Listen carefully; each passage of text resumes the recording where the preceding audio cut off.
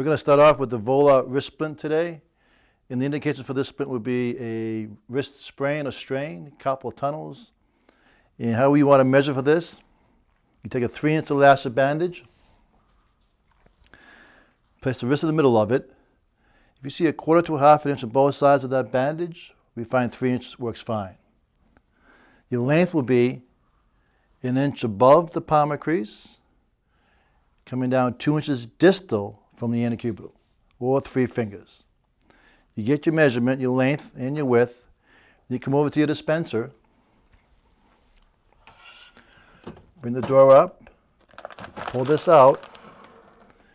Now I tend to use an elastic bandage to measure with. Measure right from the end of the foil. Get your measurement and just cut it off. Once you cut that off, just push the product back into the foil, into the box. I like to keep my hand there, bring the door down so my fingers feel it. That way I know the product's behind the door. Bring it out, and see this red line here. Make sure that red line is gone and it's sealed correctly. You want to protect the patient from the fiberglass edges here. Just grab the padding, stretch it once, twice.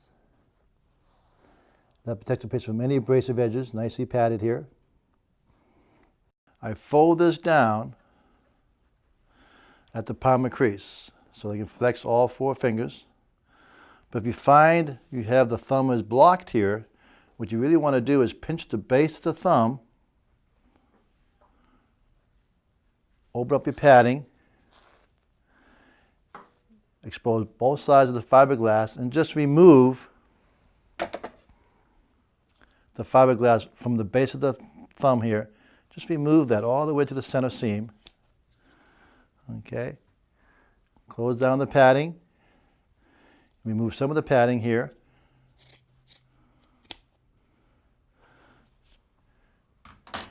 Place it back on the patient, folding this down for the MCPs. My thumb is free now, see? Okay, so that's all set now to apply on the patient. Down the middle, fold, fold, push that water through, open it back up on the towel, roll the towel down, squeeze, do that a second time, roll, squeeze. That removes the excess moisture from the padding, and then place it back on the patient. Angle it back down, place it back on the patient, have the patient grab it for a second if they may. And just grab your bandage. You know, when you unwrap elastic bandages, it's best to wrap off the bottom of the bandage as opposed to off the top. Here you tend to pull it on, here you unroll it on, okay? Once around the wrist, capture my splint. Now it's captured, both hands are free to wrap. Extend the fingers, come to the wedge space, straight across the back of the hand. And okay, this is what I mean, just right here, the back of the hand. Okay, and then bring it back up and continue to wrap up towards the elbow. Pulling on the splint, relaxing on the patient. Pull on the splint, pull on the splint, relax on the patient.